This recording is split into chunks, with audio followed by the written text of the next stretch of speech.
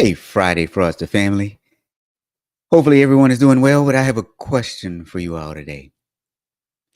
Have you ever gone to the doctor and then realized that maybe they didn't fix you because you were broken when you went in and you still felt broken when you left? Well, today we're going to talk about how fraud can be a back-breaking experience. Everybody ready? Let's go.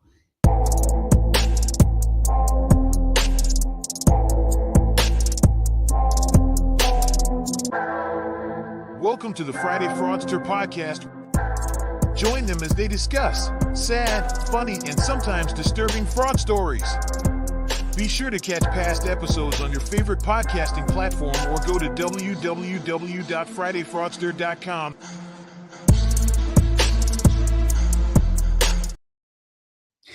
All right, so you guys heard my question for the day. Have you ever gone to the doctor and you were broken when you went in, and then when you came out, you still felt kind of broken? Well, let's just ask our special guest for today if she's ever felt that way. Christine. You called me special today. Hey, seriously though, have you ever had a car accident where you had to go to physical therapy and have something fixed or rehabbed, and it just felt like days, months, weeks, years had gone by and you just got no results? I have been in one car accident, not my fault. I can tell you that. I did have to go to a chiropractor for it. But they did fix me, I guess you could say. I mean, I don't have problems with it now, but otherwise that's been my only accident, knock on wood. I haven't been any severe accidents. So what happened in the car accident? Somebody ended up stopping the flow of traffic on 64 going to downtown Nashville. So we were going like 60 and she slammed on her brakes because somebody cut in front of her. I slammed on mine. The person behind me slammed on theirs and it was, but yeah. So it totaled my car. Ooh. And I know people are like, you were following too close, because I got yelled at a lot by my husband at the time. He was like, you're following too close. And I'm like, my airbag didn't go off. And the officer cited her for stopping the flow of traffic.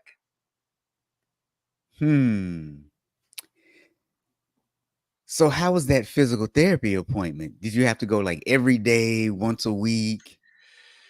Yeah, so I started going in. It was like 2 or 3 times a week for the first 3 weeks because I did have some back pain. And then that's when I found out I had some degenerating discs, which do run in my family, but I haven't had to deal with it since. And then it was then I had to go twice a week for 3 weeks, and then it was as needed. But did you get the complimentary massages though? That's the question. Did you get They have the little patches that they put on you, the electrical stuff. It was I did a rollout table. So I had to lay on the table and that would roll out my back. And then she would crack my back. And then they put me, I was there for an hour. Yeah. I've never had my back cracked. I've seen videos on YouTube where people do that, and it just it makes you kind of cringe every time you see it. But listen, for those of you listening, here's what I want to know. Have you all been in a car accident or any kind of accident where you had to go to physical therapy? So I'll tell you, Christine, I'll tell you a little secret. So the last time I've been in an accident, it's been quite some time, but I've been in 3. And each time it was not my fault. And each time I was hit from behind. Only once did I have to go to physical therapy. And I remember it like it was yesterday. I just graduated from high school. Actually, I was in my first year of college. And I just paid off my car. It was a nice little 5-speed. It was a Nissan. I won't even tell you what kind it was. It was a sports car, and I had just paid it off. Nice little 5-speed. Had all the trimmings on the side. And this was back when we would play the loud music, Oh, subwoofers in the back? Oh god, I had, yeah, like 4 of them. Oh, yeah. It was very nice. And I tell you what, so when the woman hit me, Mhm. she actually tried to do a hit and run. Oh. It was late at night, and initially, I was the only car on the road. I'm just driving down the highway, and I think the speed limit was probably about 55, and so I was doing about 60. Okay. 5 over. And yeah, and I was the only car on the road, and it was about 12:30, maybe 1 a.m. at night. Yeah, I was coming back from a party. Uh, and the next thing you know, I just saw these bright lights come out of nowhere. So I'm guessing she had come on this on ramp and had Okay. just sped up really, really fast. Again, only cars on the road though. And I just remember she came up so fast. You know how you look in your rearview mirror and you see it happening, but Mhm. reflexes aren't fast enough to do anything? Mhm. I remember looking up and all I saw were bright lights. And I said a couple of expletives, and the next thing you know, pow, she hit me in the back. And so I get out of my car and I walk around and I start trying to look at it, but it's dark. So I can't really see much. And then the next thing you know, I see these headlights just run past me. So she's trying to hit and run. So I get in my car and I chase her down. Oh gosh, Robert. Can't do that nowadays. You don't know who's packing. I mean, I was packing back then. So, Okay. I mean, I'm always worried about like road rage. this was in Alabama. So, I mean, what Oh do gosh. you, everybody, and then so now I caught up to her and I got her to pull over, and she was clearly inebriated. Mhm. Clearly. So I'll cut a long story short. I won't get into all of it, but the cops came and they smelled it on her breath, but they said they wanted to just give her a break. Oh. And I was like, "Are you kidding me?" Like she hit me and did a hit and run. Then she curses at the cop. And the cop looked at her and he said, "Ma'am, I'm trying to give you a break.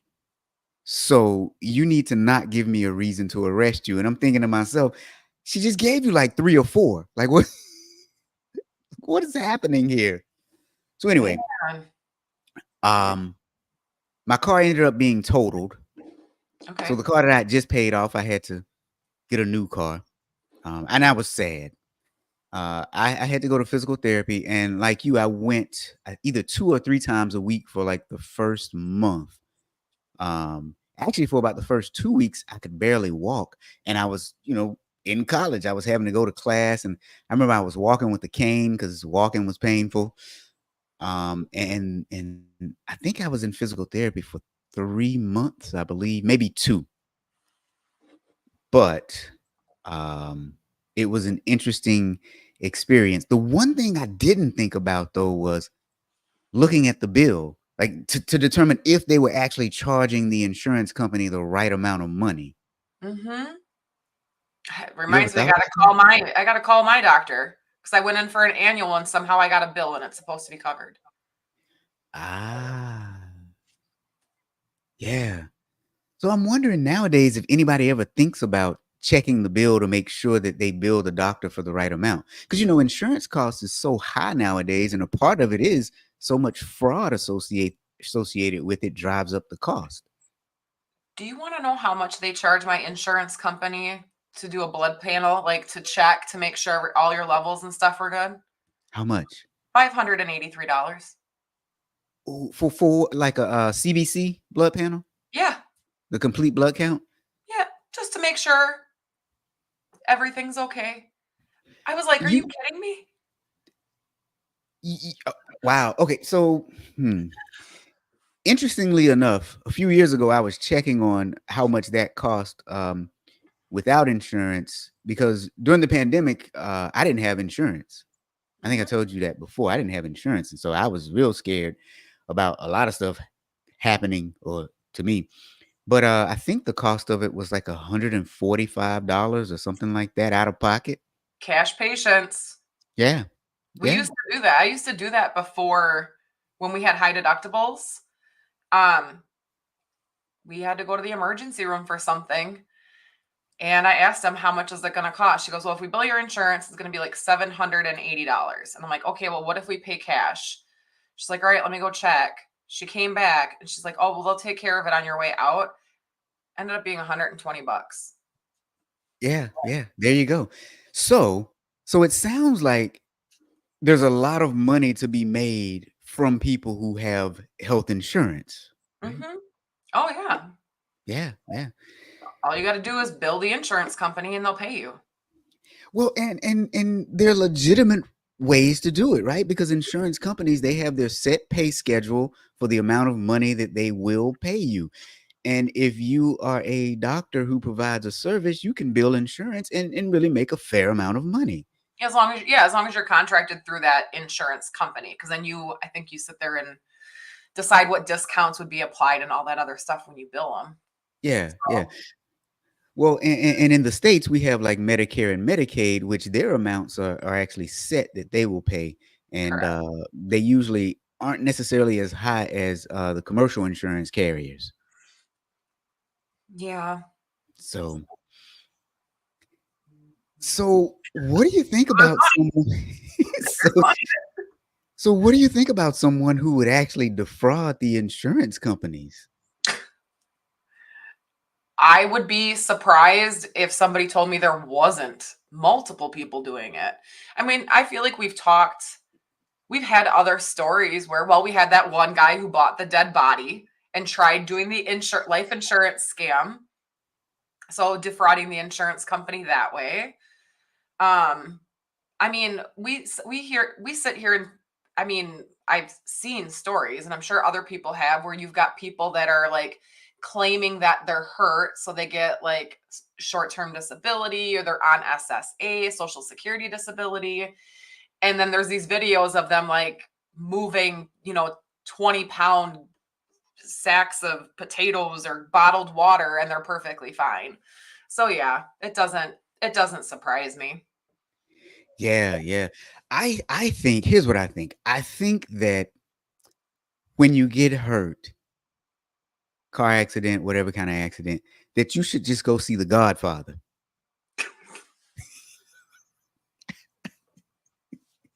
I was just about to do a reference, but I don't know if it's the right movie. I'm gonna make you an offer I can't refuse. Am I right? Wait a minute. Yeah, that was The Godfather, I think, not Scarface. Yeah, I think, Oh right? no, I know Scarface because I watched that movie several times. I've never watched all the Godfathers. But What? I Wait. remember that tagline. Shame. I'm gonna make you an offer that you can't refuse. Shame on you. Well, Okay. maybe the Godfather's right. He might be right. Now people are probably wondering what in the heck we're talking about right now with The Godfather. We're going to get to that, but I really would like to know how many of you all have gone to the doctor and kind of felt like maybe they billed for too much if you actually check your bill, because a lot of us don't even check it. Um, I used to be the chief audit executive for an organization that had hospitals and physician clinics. And that was when I first really thought about the importance of doing due diligence after you leave the doctor's office, not trusting that everything that they say they build, they actually build, and making sure that um, they didn't charge you $5,000 for one aspirin. That stuff just kills me. Yeah. So, without further ado, you guys, in today's story, we're talking about a gentleman who ran, I guess, physical therapy or pain management clinics, which nothing wrong with that. And oftentimes he got people that had been in accidents, whether car accidents or work accidents, and they provided physical therapy to get these people back to health. Now that sounds pretty noble, right? You're doing something to actually help people and to get them back in a healthy condition. That's kind of noble, right, Christine? Yeah. I think it takes a special person to work in the medical field, definitely. Yeah, yeah. I think so too. But I would also think that if you're an independent clinic, that it's kind of hard to get clients, right? Because you would partner with like law offices, and the lawyers would say, "Hey, I've got this person I'm representing. Just been in an accident. I'm going to refer them to you for the physical therapy." That's how a lot of them work, is through referrals, and some of them get word of mouth, and then sometimes it's just ads on Facebook and YouTube, and back in the day, the phone book. Correct. So, Yeah. yeah, yeah, Proximity, what your like who your insurance will and won't pay, who's in network, out of network. yeah. So I'm imagining sometimes you have to get really, really creative in the way you acquire new patients. Yeah. Yeah.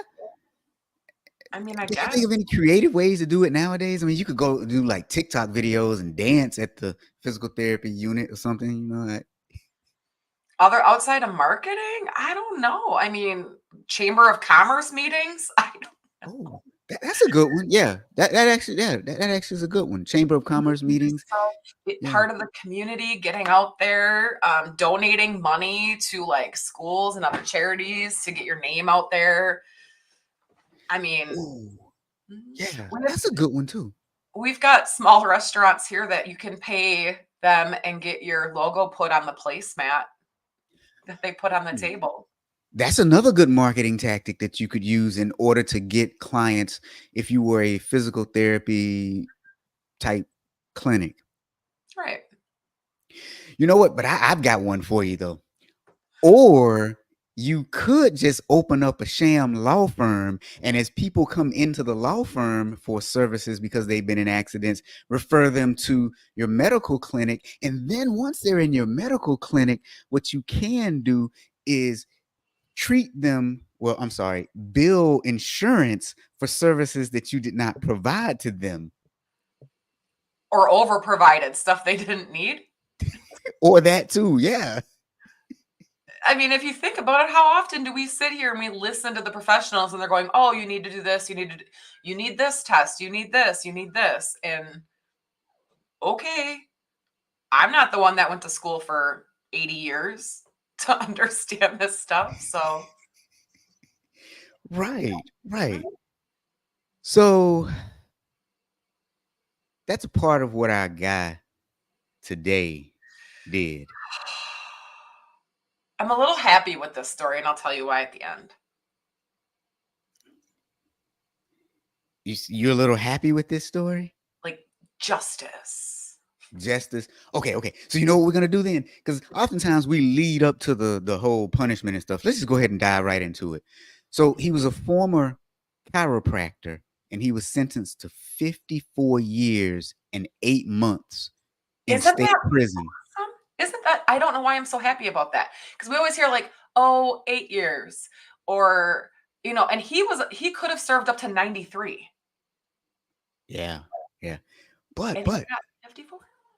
he was also ordered to pay $23 million in fines, and they're saying that the fraud scheme totaled about $150 million.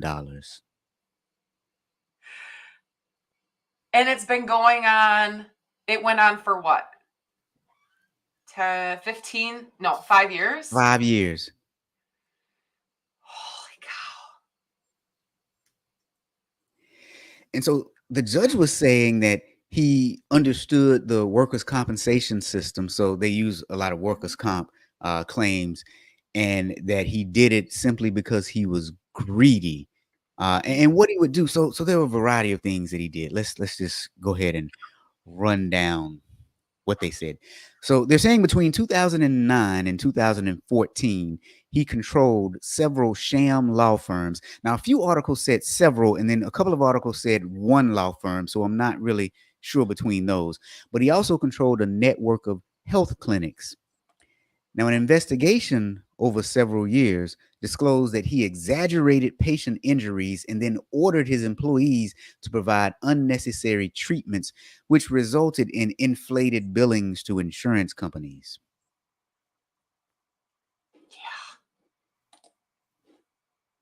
I mean, how do you keep them all straight? I mean, I guess that's what my thought process is. I mean, he did have help. I understand that. But I don't know. I'm just like, I understand the guy got 150 million. I totally understand that. This is just a lot of work. Like, why didn't you just, I mean, I'm pretty sure chiropractors make decent money.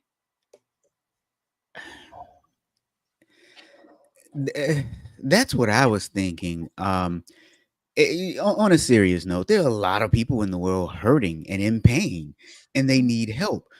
So pour some of that money into a marketing budget, maybe.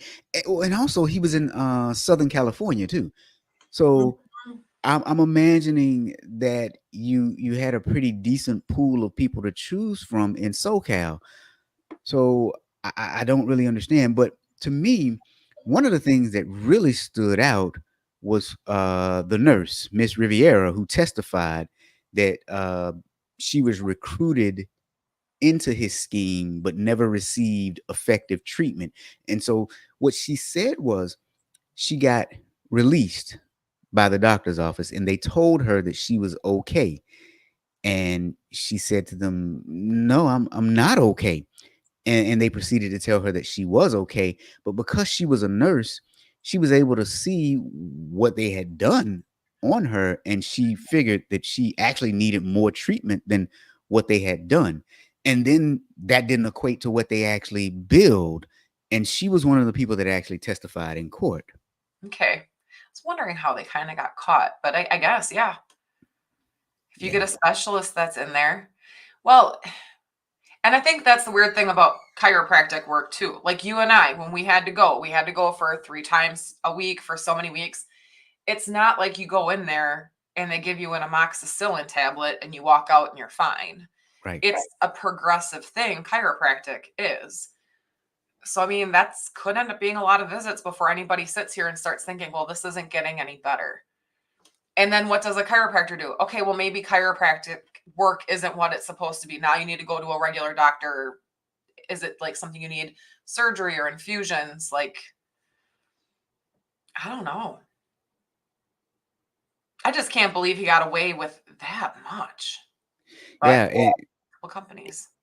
it was a crime against the California unemployment system, and they investigated for those for a fair amount of time, and that's what they ended up discovering. At first, they thought it was 50 million, then it went up to 100 million, and then they said during trial, a lot of the evidence that came forth, and then some of his own testimony, had them estimating it to be about 150 million. There were Mm. other people that were convicted with him. Um, one person, one person was convicted of 3 counts of insurance fraud and 1 count of conspiracy, and he was sentenced to about 1 year in the sheriff department's work release program. So he didn't go to jail; he's in the work release. But and then there were a couple of others. One young lady was convicted of 7 counts of insurance fraud, and she's scheduled to be sentenced on June the 20th of this year. Do you think that because that was what, 6 other people, so that some of them might have flipped for reduced sentencing? Oh, for sure. Because here they said he had 63 bank accounts and that was linked to 48 different businesses. Yeah. The the other thing that I wondered too is of all the people that got caught up in it with him, there's always one in the crowd, right? How many people were legitimately innocent and simply did what they were told at the job and trusted him and his word because he was a prominent citizen in the local community too. Hmm? So how many clerks or whatever working for him just kind of did what they were told and is now caught up in a lot of this mess? Because there's probably one out of that group of six. Oh, they did state so in the law firms, the his lawyer office, they had untrained paralegals that were Yeah. filling in a lot of the documents that were necessary to start with those workman comp claims. Well, that part confused me, and I was doing some extensive. I was trying to do research on that because I was trying to figure out how did he how did he own a law firm? Now, in theory, you don't have to necessarily be a lawyer to quote unquote Mhm. own a law firm. You would, I guess, in theory, you don't necessarily have to be one to be a partner in one as long as you pony up the money. So, did he have a legitimate law firm where he hired lawyers to work for him? Or was it a complete and total sham? Because I did see where they had paralegals that were untrained. So I can't imagine a legitimate lawyer would have put their license at risk with untrained paralegals. So that part really confused me. So there was one of them appeared. He owned and operated the attorney, but I Mhm. think one of them was an attorney, one of this other 6. Like, he had Ah, his okay. attorney license. I know I Gotcha. read that somewhere. I got, like, 3 different of the same story up because there's little tidbits here and there out of all of them, but I wanna say one of the individuals was the attorney. Gotcha. Yeah, that's what I was looking for. Cause yeah, I've got like 4 or 5 windows open now, just trying to scroll through. And I was doing that earlier this week when I found the story. So I was really confused as to how he opened a law firm, but that would make more sense if one of the people with him was an actual lawyer. But then back to the point you made earlier, you've got a lot of people who are hurting and need help legitimately. Mhm. How and then where did the 150 so I'm curious too, where did the 150 go and then his restitution amount was only 23? How are they gonna get his restitution back? I mean, I don't think they're gonna get that back unless, and normally in a lot of these stories, they'll list the properties that they had and stuff like that. I Mhm. didn't see that in this one. So normally you can sell some property because somebody usually has bought a house or something, but yeah, where Yep. where did it go? Sorry, everybody, we have 0 idea what he spent all that money on. Yeah. We have no idea. And believe me, I tried to find it. I just I don't see it. I don't get it. 68 counts: insurance fraud, conspiracy, money laundering, and various other charges. Yeah, yeah. It's insane. All right, so oh Should we tell wow. them about us looking at his LinkedIn page? You know what? We'll get to that in a minute. But let me just say to my friends on LinkedIn, I see you. I just refreshed my page. For some reason, my connection over here in StreamYard is broken. It's Mhm. only showed 2 LinkedIn comments. So I am not ignoring you all. I I was wondering, I was like, "Is nobody watching us right now?" That's what I was wondering because usually, there's like 50 or so people watching. But I see Lisa, she said a good scammer can multitask. I'm assuming that was around the time when you said all the bank accounts, right? Or trying to Probably. figure out how he was a lawyer and a chiropractor.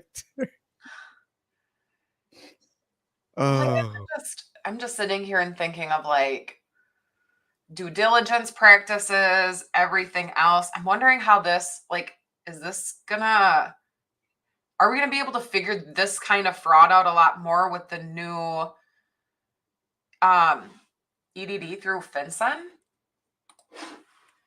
Beneficial ownership? I I don't know. I think so. I can tell you in the health field, there's a lot of data analytics that occurs. Mhm. Um, And typically, what you can do is look at a patient's age and diagnosis, and you can kind of figure out what a typical treatment plan should look like. Mhm. And you can use data analytics to bump that up against what actually happened. And that's how a lot of them are caught. But I, with And I'm the amount looking of from the banking side of things. Yeah, yeah, you're talking about from the banking side. Yeah. I don't know. I mean, like, who opened up that 68th account? Like, Yeah. although the different business names. That's true. That's true. So, Right. So that's not necessarily illegal, right? To have multiple businesses. That's just, you know, capitalism. yeah. So, nothing wrong with good old capitalism. Right. And his attorney, what did he say? We believe the indictment does not allege a crime. Okay. That was when he was originally charged. Oh, okay. Interesting. I mean, I guess there's a part of me I'm sitting here going, well, if we go to like I've been to a doctor in the last 2 years, because I was having random like earaches, right? So got some ear drops, that didn't work. Finally went back, went and saw an ear, nose, throat specialist, right? And I'm like, it comes, it goes, I don't know what it is. And he's like, oh, well, I'm not seeing anything. And he just goes, oh, you have TMJ. And I'm just like, How do you what? He goes, maybe it's TMJ. And then I left. And so now I still randomly get those earaches every once in a while. And I'm like, I'm not spending another $700 to go back to an ear, nose, and throat doctor if they can't tell me what's wrong. So does that mean that they were committing fraud? Because I didn't you know what I'm saying? I didn't feel better. Now I'm going to question every single time I go into a doctor's office. I know after I worked as a chief auditor in healthcare, I started, can you give me my bill? And then they get nervous when you ask for your bill, and then they really make sure that it's right. But so now let's take a look at his LinkedIn page, because I we don't always pull these up, but there's something very interesting I want you all to notice on his LinkedIn page, and I want to see who's the first person to actually guess it. And Christine, we talked about the LinkedIn page, but we didn't talk about the interesting thing that I saw. So, do you see it, No, we Christine? only talked about it because I was like, oh, I clicked on it and I wasn't in incognito mode. And so he's going to see that I looked. And then I'm like, no, wait, he's in prison for the next 54 years. I'll be fine. Yeah, yeah. All right. What do you So, got? do you notice anything interesting on the? Oh, he's probably too small for you to see here, huh, Christine? I You got it notice pulled anything? up. Ah, okay. So take a look. I just something should jump out at you immediately, almost immediately. I'm not seeing it. And it's not too far down either. You notice I hadn't even moved. I hadn't scrolled any further. I mean, I could, but the interesting thing is Wondering if you're seeing something more than I. Is it the wealth management thing? No. that's a small thing, but not huge. I don't know. Socialite? Investor? Yeah, that didn't strike you as odd. Like who? Well, I mean, I guess like if my job was a chiropractor, I think I would put doctor before investor. There you go. That's what struck me as odd. I was like, wait a minute. What? How? Like what? Wait, I mean, because like if you look at mine, it says something like, "I hope make auditors awesome," because I'm an auditor. Never mind the fact that I got an email with somebody asking me if I was an auditor recently. But okay, but all that aside, I I always question these things. So I brought it up to my husband, and I don't know if LinkedIn would ever do it. Do you think that if you get charged with a felony related to your work, that they should remove your profile? you Or know is that what? overextending? I don't know about that, and here's why I say that. We we live in a world where we tout that we're big on forgiveness and stuff. So what if they do the crime and then they come out and and and they redeem themselves? Because if you think about it, we've talked to a few people who have gone to jail for white collar crimes where they've stolen money and they've come out and they've reformed. Mhm. Um, But their so LinkedIn page also sits there and because talks about that though too, doesn't it? Because they're speakers on it. true, true. I guess. I mean, I guess he could do the same thing. Yeah, because I think what we don't want in our world is okay. So picture this: picture a world where someone is arrested for wire fraud Mhm. and they go to jail, and it's only for like 3 years, and they come out now. If they cannot get a job at all, they're going to go back to crime, right? Because you can't work legitimately. And so I think that would be hindering them, especially if they have like there's this one guy that I like on YouTube. He's an ex felon, and I love the stuff he does on his YouTube channel. He has a couple of businesses. He's an entrepreneur because it was hard for him to get a job, but he's turned his life around, and ooh, darn, I can't even say what one of his big things is. Well, I can allude to it. He dislikes predators who prey on underage people. And Okay. so that's one of his big things. Mhm. And that's what he talks about a lot. But he has like three businesses. One of them is a merch line, another one is some sort of repair business or something like that. But imagine if this dude was never able to get a job or own a company. The things that he's doing now are actually really good things that he's doing in the world trying to catch child predators. Right. We wouldn't have him if we weren't a forgiving people. True. And so I think it's a double-edged sword though, because for every good person you name, there might be one, maybe even two bad ones, and it's a rolling of the dice. But Well, and yeah, you're right. It's the fraudsters we haven't caught yet or haven't been caught yet. yeah. Well, and I don't know if I really want to be in a world where we are so unforgiving to where people are written off for life. Like what, essentially we've made it to where they have no second chance. Daniel, Christine wants justice forever. Now this is funny. Now comments are showing up. Daniel said Christine wants justice forever. I guess okay, so I don't want justice forever, but like I sit here and I think to myself like this guy is 158 million. This wasn't a small hiccup in his life. This wasn't him going, I was going through a hard time and decided to go ahead and do this. It's no different than like all the scandals that we've ever had, like the Ponzi schemes and everything else. These people that have like those are the ones that I sit here and go, I have a hard time forgiving. Like you literally ripped off millions of dollars and that had a huge impact on a whole lot of people. Like this guy's 158 million impacts all of us because it's going to drive up our health insurance costs. Somebody's taking that loss.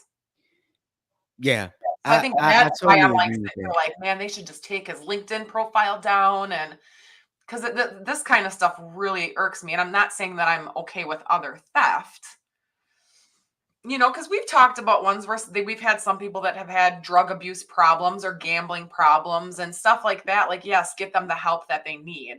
And maybe Yeah. he had something like that, but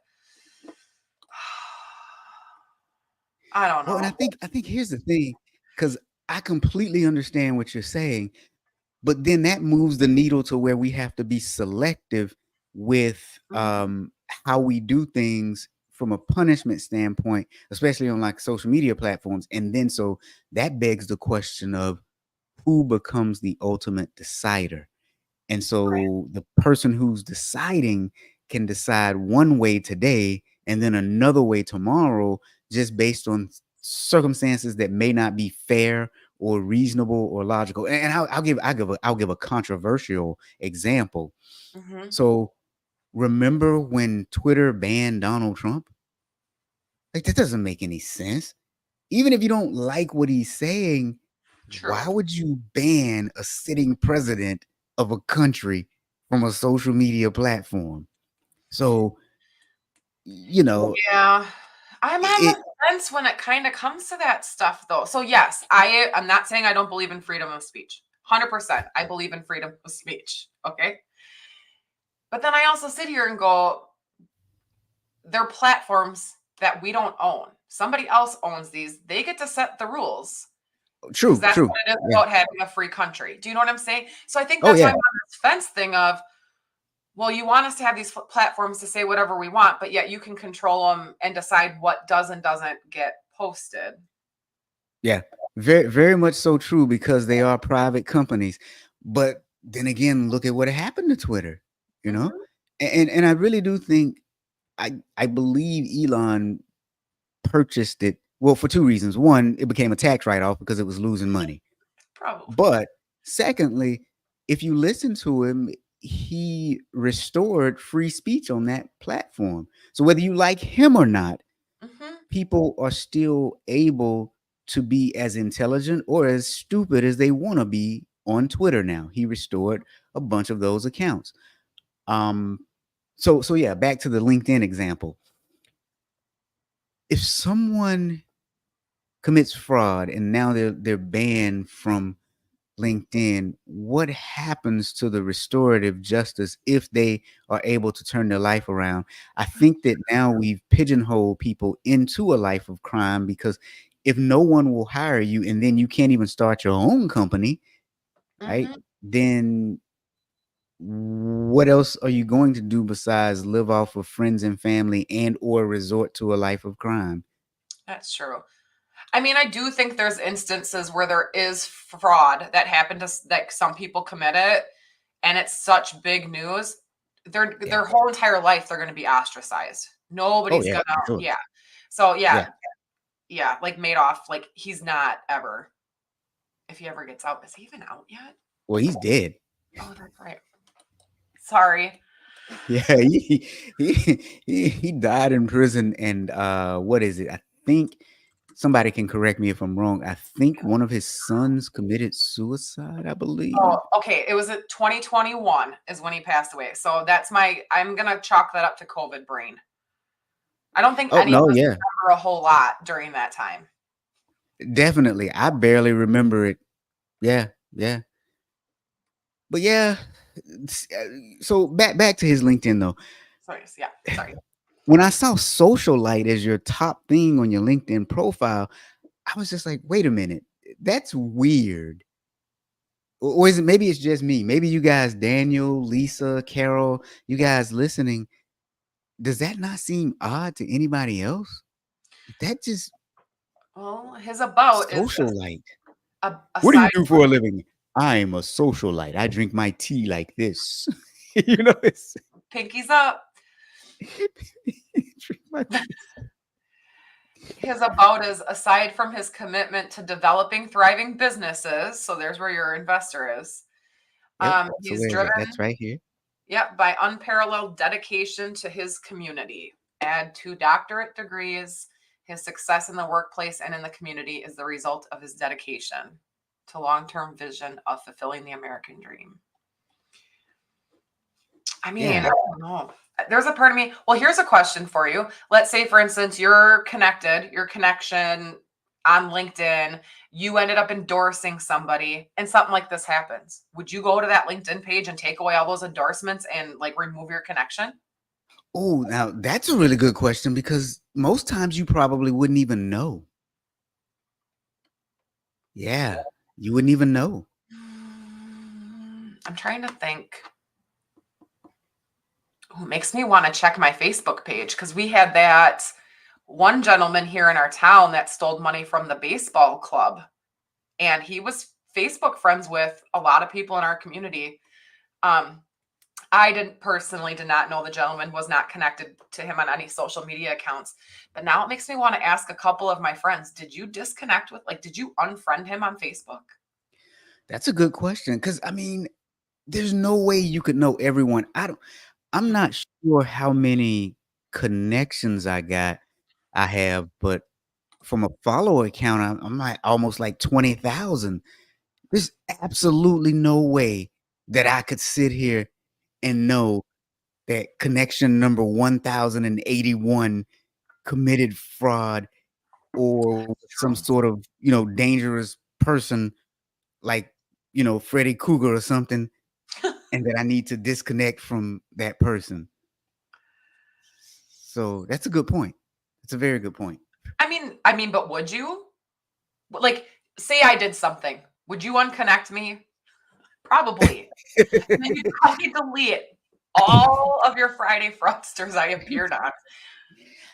You know what? I probably would not.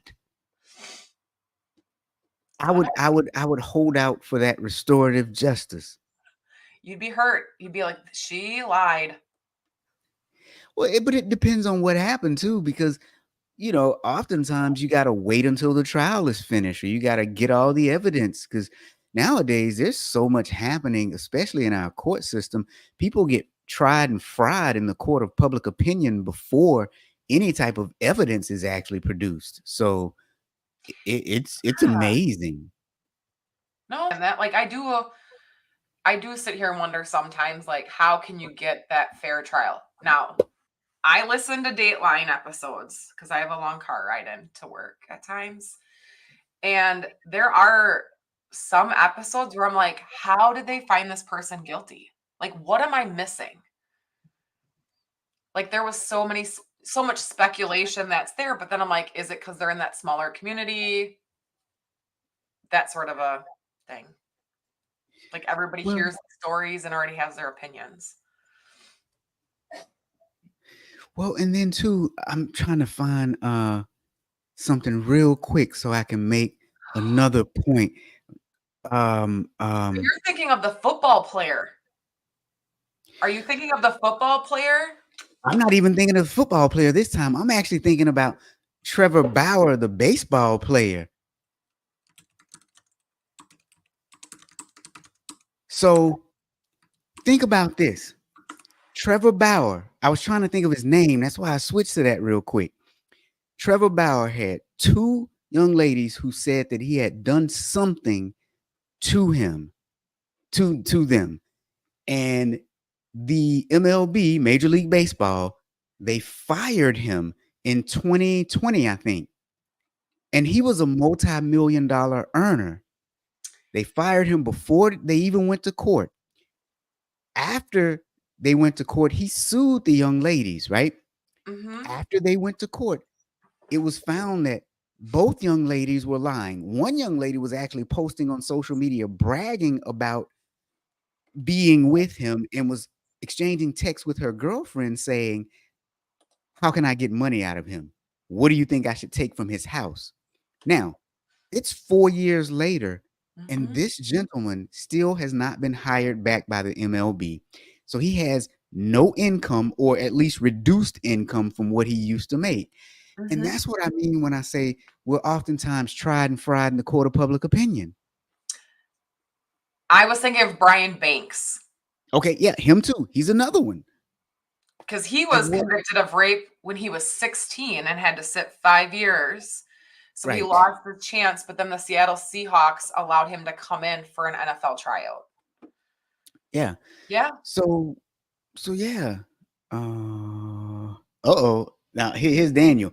Daniel says, I think if I had a picture together with them on social media, I'd take it down. But as a follower, not really. Okay. Yeah. Yeah. But then how would you know? Okay. Let me play devil's advocate again now with Daniel.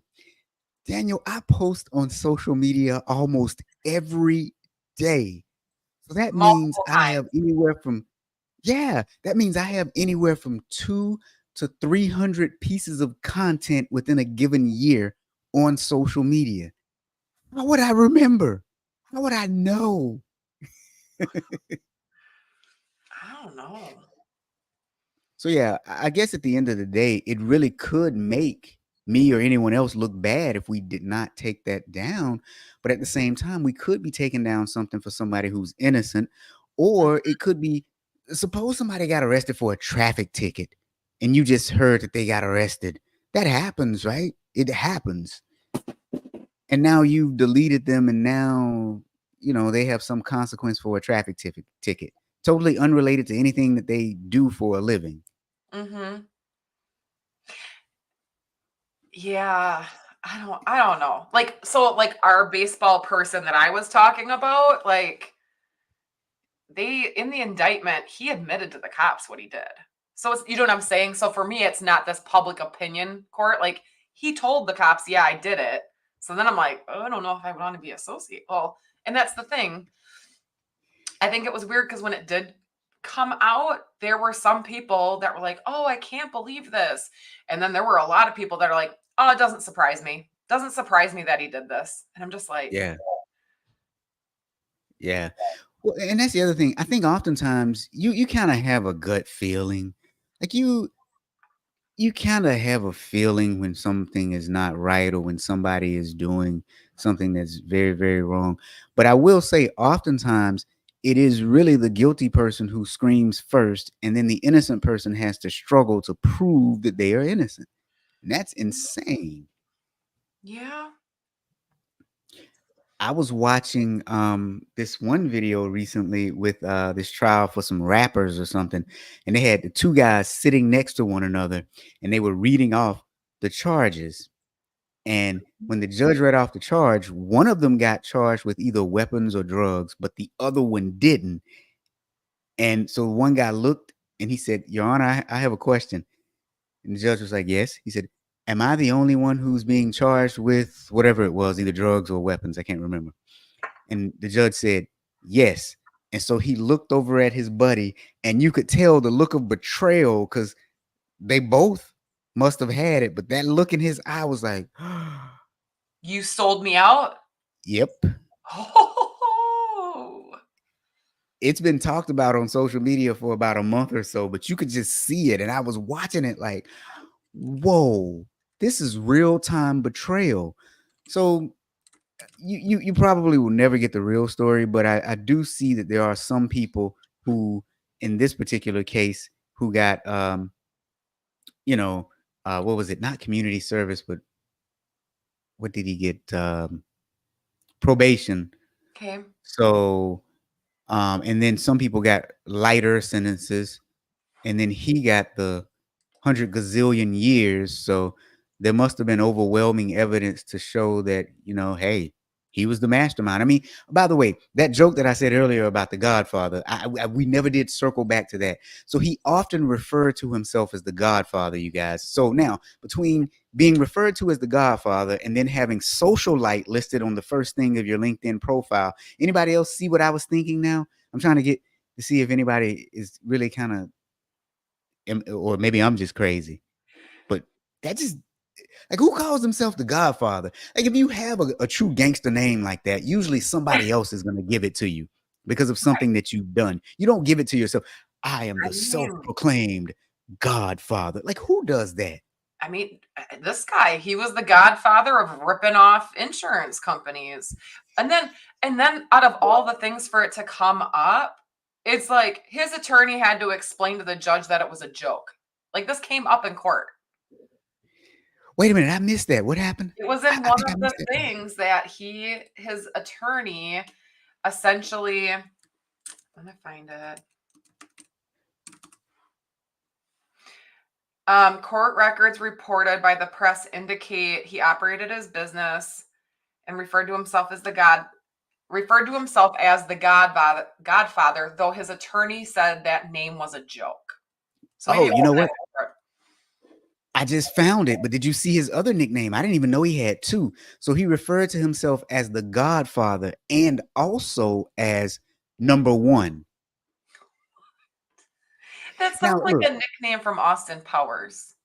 look, I can't talk, right? Because I refer to myself as that audit guy. However, people who've heard the long story behind it know that I didn't give myself that name. Okay, So, that makes sense. and one day maybe on one of my podcasts, I'll tell the story of how that came to be. But he referred to himself as the Godfather and the one, like Neo, I guess. Maybe he was, Oh, no, number one. I'm sorry, number one. I mean, I'm sure somebody's given me a nickname. They just don't say it to my face. Oh, I'm sure I've had some pretty bad nicknames. Mm, It's okay. I'm getting too old to care. I, Right? I stopped caring years ago. I mean, at some point, you just have to do the best that you can in life, and just I, th- mm, I got a lot of emails from this one thing I posted on LinkedIn a couple of days ago, where I said sometimes I'm just a walking hot mess. Aren't we all? Like life gets crazy, like especially when you get older and you have a lot of obligations, and then you have elderly people in your family that start to die, and then you have all this stuff. Then your health starts to become into question sometimes. So you have a lot of things that happen in life, and you just do the best that you can. I think perfectionism just goes out the window, and as long as you try to be decent to other people, that's all you can do. There's a saying that I heard on one of the Dateline episodes, and I'm trying to remember what it was when we were talking about selling out other people. Something essentially like the saying is whoever arrives first at court gets the best deal or something. Yeah, yeah. I mean, and essentially, yeah, the first person to open their mouth and to rat out the other person, you're gonna get the best deal. And you know, but it still goes back to what happens to those who are actually able to turn their life around. Um, so back to LinkedIn again. Socialite, eh? I don't know if I would delete the LinkedIn account, but It makes that's me just want to like ask, like, what does a socialite do? Do they just party and hang out? right. But that's like you still have some deceased people's profiles on LinkedIn. I had a buddy who passed away in 2014 or 15, I think. And for a while, his profile would come up on work anniversaries and stuff. I think maybe his wife has finally been able to take it over and removed it, because I hadn't seen it in a while. But it saddens me every time I see it. I got another buddy on Facebook. He passed away. I have another buddy whose Facebook profile pops up quite often, and he passed away. I want to say in 2019, I believe. And then I got one buddy that just passed away like a month ago, and his kids keep tagging him and stuff, so that's why his stuff keeps popping up. But I wonder for how long will it pop up. They'll have memories and they'll show stuff where he and I were talking from years Mhm. back, and I'm like, oh god. It's just so yeah. Well, and it's like, do you like having those memories pop up? Sometimes, because it reminds you of the good times, because like these are people that I've known my whole life. Yeah. So sometimes it reminds you of the good times. Oh yeah, for sure. Anyway, if you've just joined us on this episode, fraud is a backbreaking experience. Why? Because a chiropractor has been sentenced to something like 50 years and 8 months for defrauding the government. And essentially, he was running patients through a law firm that he owned to his chiropractic firm, and then was charging insurance for services that had not taken place. And they said most times he did get people who had legitimate injuries, but sometimes he did have people that didn't have injuries at all. But he was upcharging the insurance either way, and that is a big no. So Do you think there's a good chance he could get out early? Like that they'd reduce his like he could get out in 25 years? you know, seeing as how it's California, probably not. I don't know. No? California is an interesting state. How 25, about half it. I don't know if they'll half it. Now, if I were the state of California, I probably would hire him and have him work for me, and because this thing was elaborate. I mean, he owned 60 companies or had 60 bank accounts. so we'd have to look at Prop 57 because it looks like they get like credits for good behavior under Prop 57. Yeah, But but I that don't also, know if it would be half. I don't know. I mean, I Yeah, guess I sit here and think like I guess this is the way I'm looking at it. Let's say if he was eligible for parole in like 20, right? As a person on the parole board, I mean, that's got to be a hard decision because this wasn't a violent offense. He just stole a lot of money. I think that's why I always sit here and I'm always mad when people only get like 2 years for stealing 120 million. Like, I'm just like, holy crap. Like, his sentence, if you would have sat there and asked me, he got this many years, I would have been like, okay, how many billions did this guy steal to get Yeah. that long? Because we've seen people that have stole millions of dollars before and they get like 8 years, 4 years. I mean, didn't Elizabeth Holmes only get something like 12 or 8? If I'm not mistaken, I think it was 12. And at the height, her company was valued at 50 billion for a product that did not exist or didn't work properly. Let me say that. Let me phrase that correctly. 11 years and 3 months. There you go. I was close. 12 years, 11 years and 3 months. And she But who did she probably will. defraud? Hmm? Who did she defraud? The investors, because Okay. and here's what happened with that case that was interesting. She defrauded the investors because she falsely represented the company, the product, the services, and everything. And so she falsely got them to invest in the company. Now, the part that disappointed me was if you really look at it, she also defrauded the customers. For example, there was one lady who got back a blood test saying that she was pregnant, but she wasn't. Oh, no, no, no. She had cancer, but she didn't have cancer. And then she Mhm, ended up getting pregnant. But when she thought she had cancer, she thought she couldn't get pregnant. So, yeah. mhm. And so there were other stories from actual patients who got misdiagnosed. And I Right, think that's a crime too. You got somebody who thinking that they're dying and they really aren't. But right. what they convicted her on was the investor fraud, but not the patient fraud. So, So hers was 452 million. So it was 3 times his amount. right. And she got what, 1/5 of his Of the sentence? time. Yeah. Yeah. Like that Yeah. just blows my mind. Right. I don't know. I don't think it should be that hard to consistently apply sentencing structures. But apparently we can't figure it out. No, we I can't. know. I know. Like I feel like it should just be a chart. You did this. This is how many times? Okay. This is your low end, this is your high end, and then figure it out that way. Well, and I Well, I guess mean they that chart does exist though. It's called the federal sentencing guidelines, but there's a lot of leeway, and I think too, and it's another one of those gray areas. We talked about a lot of gray areas today, right? Because Mhm. what if someone, um, okay, take the case of the gentleman. I don't know if you read about this one, but there's an older gentleman who ended the life of an Uber driver, and you got to feel sorry for him and the Uber driver because here's what happened.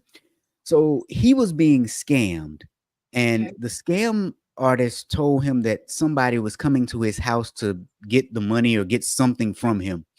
Well, the scam artist hired an Uber driver to go to the house to pick up something. So now you have this innocent Uber driver who's going to the house of a man who's being scammed. The man figured out he was being scammed. When the Uber driver rings his doorbell, he pulls a gun on her. She's like, I have no idea what's happening. I don't know what's going on.